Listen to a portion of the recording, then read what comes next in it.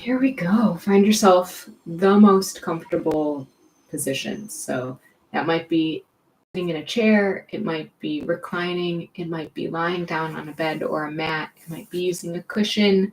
I'm sitting in a chair, but you don't have to look like me. You can do whatever feels the best in your body today. And it might be different than what it was yesterday. So try not to let the ego take over. Try to really ask your body and ask yourself, what feels good? What would be nourishing? What would be helpful? And then do that. We'll do a little bit of gentle movement. We'll settle in and do some breathing. And then we'll quiet the mind through some meditation. So we'll start just by really super gently bringing the shoulder blades together and then up towards the ears and holding them here. And then letting go with a sigh and feeling how that feels to release the tension from the shoulders. And we'll do that a couple more times, bringing the shoulder blades together in the back, coming up to the ears, holding a tiny bit of tension here, and then just letting it all go with a big exhale. And then one more in your own time, seeing how this feels, to deliberately add in the tension, feel how it feels to over-exaggerate this, and then deliberately letting it go. The shoulders are such a common place for us to hold our stress, and by seeing the contrast between where is the tension and where is the release, we can remind ourselves that we don't actually have to hold that tension in the body.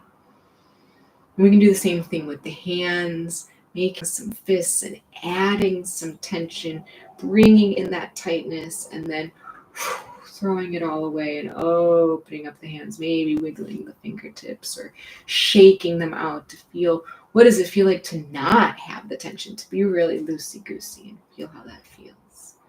We can do that a couple of times, deliberately making fists and squeezing that, and then letting all of that energy out, wiggling the fingers, shaking the hands, doing whatever feels nice, or maybe we roll out the wrists, because the hands are another place where tension likes to build up, and sometimes we don't even notice it. And we can do the same things with the jaw and the face, making the face really tight and touching the teeth together and making the brow furrowed, and then letting it go and letting the face be really loose, letting the jaw be loose, letting all those little muscles around the eyes relax. And we can do that again, tightening the face and scrunching the features, and then letting it go. Lovely. And then if there are other movements that would feel good in your body, maybe a twist would feel nice to you today. Or maybe some arm circles, or stretching out the legs, or doing some gentle neck rolls. Whatever it is, ask your body, like, how does it want to move right now? What would feel the most relaxing? What would feel like you get the kinks out? And just move organically. You don't have to do, a specific yoga pose, and you don't have to move with any kind of precision or, looking a certain way. Just ask your body, what would be nice? What would feel good?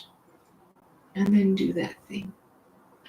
So often we behave and act in a way of what we think we're supposed to be like, or what's proper, or what's expected of us, that sometimes we can forget that, we can wiggle and move and dance and stretch and just be the version of ourselves that is more in tune with what's going on in our body, what's going on in our brain. So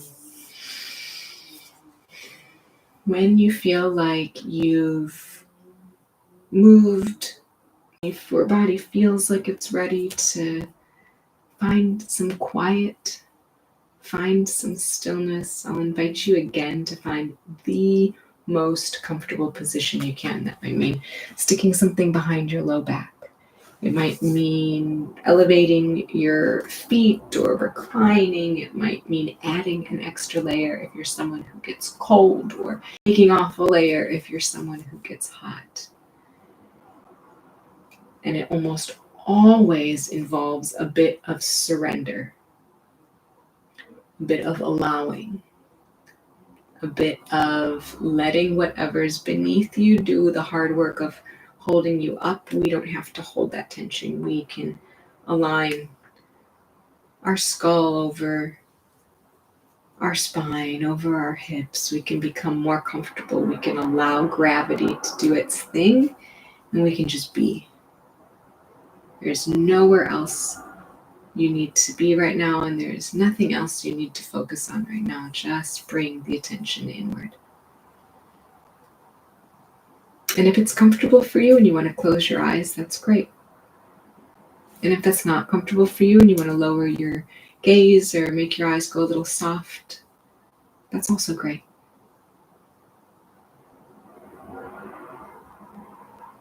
And I'll invite you to find the breath. You don't have to change it right now. Just notice, where is the breath? Do you feel it in the chest? Do you feel it coming in and out of the nose, or maybe in and out of the mouth?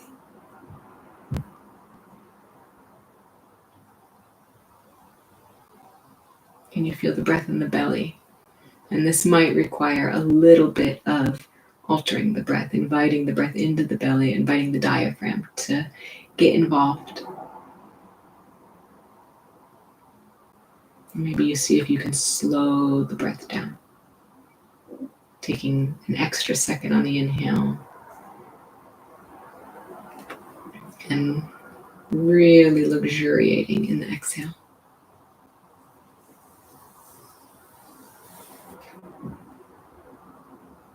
If you have an intention that you would like to set for this practice, now is a great time to do that. Reminding yourself of something you would like to call more of into your life, stating it in present tense as if it's already happened. I am relaxed. Or I follow my breath. Or I pace myself. I listen to my body. And when you've come up with an intention, and this could be one you work with all the time, or it could be a new one that just popped into your mind today, send it out to the universe. Let the universe conspire to help make it so.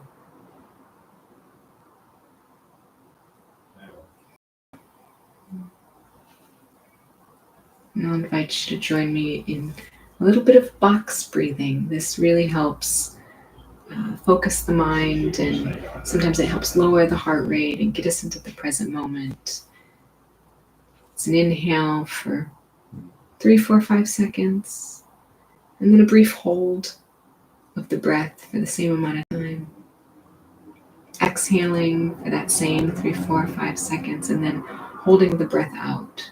And you can decide what feels good. It might not be the same pace as me, and it might be that the longer you do the box breathing, the longer you can hold the breath comfortably. Because what we absolutely don't want is then to create stress in the body because you're holding the breath for too long.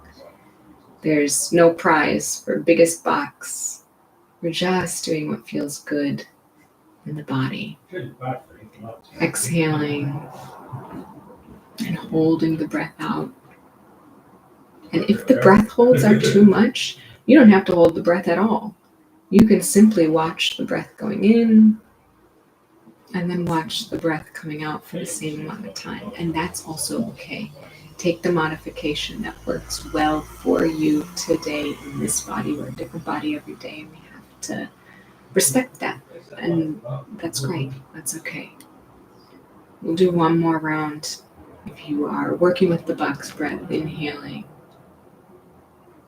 and then holding the breath at the top, exhaling fully, and then holding the breath out at the bottom. And then just returning the breath to whatever is natural in your body. A nice, gentle, easy inhale, nice, gentle, easy exhale, in and out through the nose where you can. And then just taking stock. How do you feel right now? Is there an emotion that is present in your mind? And that's fine. We can just name it, acknowledge it. We don't have to change it. Is there a feeling or a sensation in your body that is particularly pleasant or particularly unpleasant? And again, we don't have to change these sensations. We can simply note, this is what I'm feeling, or this is a sensation that is occurring. And giving ourselves permission to feel and sense these things sometimes helps tamp them down and helps them become a little more in the background and less front and center. We are going to do a metta meditation, so loving kindness. And we always start loving kindness with the self, with loving kindness for I, me, before we can realize, our loving kindness can actually spread to everyone. We are all interconnected. But sometimes this loving kindness for the self is the most difficult to cultivate. We have very high expectations for ourselves. Sometimes we're very short or very impatient with ourselves. But really, we are all fine just the way we are. We are all doing our best every day. And that self-compassion, building that self-compassion muscle really helps. So we'll start by breathing into the heart center, breathing in and out through the nose where you can, and just connecting with that heart, connecting with any positive emotion that is most resonant for you. So it could be bringing up happiness or joy, or it could be cultivating this feeling of peace, a feeling of tranquility. And it can go from a high key emotion, right, like excitement and vigor, or it could be a very low key emotion like ease or calmness. Both are all warmly welcome. And just see what that feels like in your body. When we cultivate this emotion, this positive emotion, where can you feel it? It might not be the heart, it might be the belly, or it might be in the brain, or it might be in your joints. What does that emotion physically feel like? And how does the breath respond to cultivating this emotion? Is there a change in the breath? And you don't have to change the breath. It's more of an exploration. Can I notice a change? And if I notice no change, great. Then we can combine this elevated emotion, the feelings in the body, with a loving kindness mantra. May I be happy. And sometimes we think maybe we don't deserve happiness, or we can be happy once these things are done, or once we've checked off the to-do list, or once something else has happened in the external world. But really, we can cultivate happiness from the inside out. We can happily take care of the tasks at hand. We can happily care for ourselves and our needs. We can happily do whatever is required of us. May I be happy. And you can repeat that out loud, or you can repeat that in your brain. And even if you don't quite believe it yet, the more we tell ourselves, I have permission to be happy, I can be happy, I am happy, the more the brain listens and starts believing it. So we can either believe the thoughts as they come, or we can take action to pivot the thoughts a little bit towards what would be beneficial for us. May I be free. A lot of times we feel this compulsion, or that there's an external obligation. May I be free. May I do all the things that I need to do lovingly, willingly. May I choose to do them. May I be happy. May I be free. And finally, may I find peace. May there not be this tension between what I wish I was doing and what I am doing. May I find peace in what I am able to do. May I do it with loving kindness. May I do it willfully. May I do it happily. And we'll repeat those again. May I be happy. May I be free. May I find peace. And we'll just sit with this for a moment. Again, you can breathe into the heart center. You can breathe into the belly.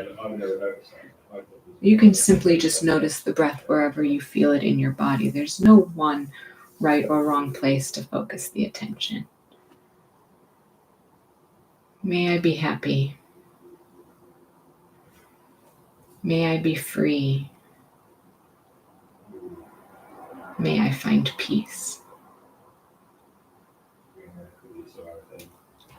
And this self-metta is the most important, because when we are rooted in self-compassion and self-love, we are much more easily, readily able to extend that to someone else. So choose a person in your life who you love dearly. Could be someone who is close by to you, someone you see regularly. It could be someone who's far away, who you've lost touch with. It could be someone who is no longer here with us, who you miss. Bring that person that you love dearly into your heart. So now it's both of you here. And we do the same thing, this metta, this loving kindness, sending this cultivated self-compassion out to that person as well. So tell them, may you be happy. May you be happy. Picture this person very happy, smiling, cultivating whatever it is that they love. May you be free. Telling this person that whatever obligations they have undertaken, they should be done with joy, freely, with love. And not all of our obligations feel like a choice, but everything we do is a choice, and we can choose to do those things, even the things we don't love the most, with this compassion, with this loving kindness. And finally, may you find peace. May you find this equanimity, this even keelness, this resource to be proactive, to take what is in our hearts and manifest it, and to be in alignment with whatever values or priorities are most resonant. So now imagine both of you sitting here, being your best versions of yourself, smiling, laughing, happy, enjoying the time on earth. And so keep that person with you, but invite more of your circle. These might not be people that you would classify as I love dearly, but people you have a warmth towards, people who are kind to you, or people that have helped you in your life, people who you think of positively, people that maybe you have fond memories with, whether they are many, many memories, or maybe you only interacted with these people once or twice, and bring them all into the fold, all of the people that you want to wish well. And we can extend this metta, this loving kindness, to all of the people that we care about. May we all be happy. And it's unlikely that all of these people would be in the same room at the same time, but we can visualize this. If we're all in a big hall together, may we all be happy. And may we all be free. So thinking of all these people willingly coming, willingly sharing their stories, willingly being with one another. And may we all find peace.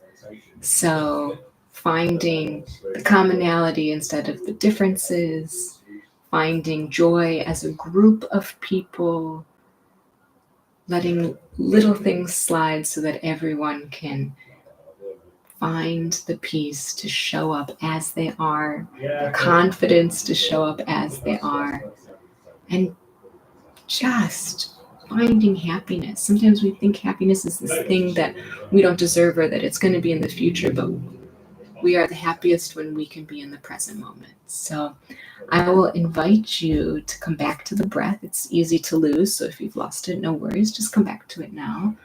Where do you feel the breath in your body? Can you feel the breath in the chest? Can you feel the chest rising and the chest falling? Can you invite the breath down into the belly? Let the belly rise, let the belly fall.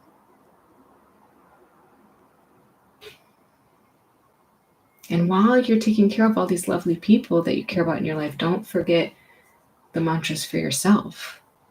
May I be happy. May you even curl up the corners of the mouth into a little smile. May I be free. May I not feel shackled by my obligations, but instead feel like I am giving myself willfully, willingly, with joy in everything that I do. And may I find peace. And perhaps there is a specific action, that a tiny little specific action that you could take to find more peace in your life. So often we have like a little running dialogue in the back of our head that says, oh, I should do this, or I'm still angry at this person, or this was unfair. Is there some tiny little action you could take to let that voice be placated or move towards a more peaceful existence? A lot of our lack of peace is through what we say to ourselves, or how we think about the world, or things left unsaid. May I be happy. May I be free. May I find peace.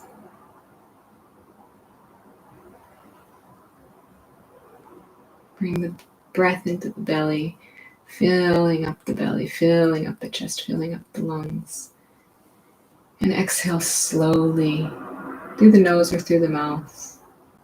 A nice, long, slow exhale, reminding our bodies that we are physically safe. Everything's okay. And we'll do a couple more like that, breathing into the belly, filling up the ribs, filling up the chest, and then a long, slow exhale. And one more like this in your own time.